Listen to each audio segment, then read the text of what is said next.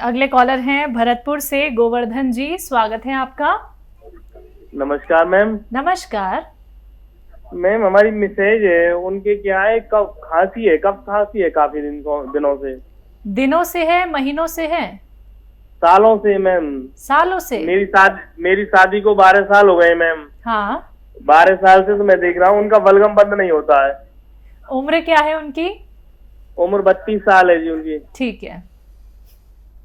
देखिए बेटा जी,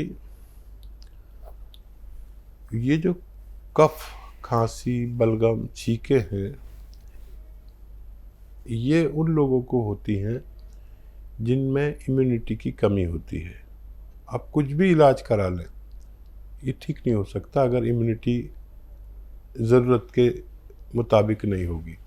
तो इसीलिए मैं बताता हूँ कि एक ऐसी भी माजून आती है जिसको 4-5-6 महीने यूज़ करना चाहिए। अगर देखिए कहाँ तो 12-13 साल से तो आप देख रहे हैं और पता नहीं कब से है, देखो 2-4 महीने यूनानी इलाज करें। माजून आर केयर, आर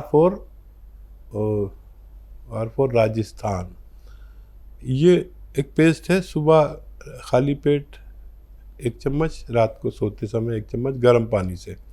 खट्टी चीज़ें कुछ दिन के लिए छोड़ दें, और जल्दी भी फ़ायदा हो जाए अगर 1-2 महीने में, तो भी 4-5 महीने ज़रूर खिलाना, ताकि इस रोग से मुक्ति मिल सके।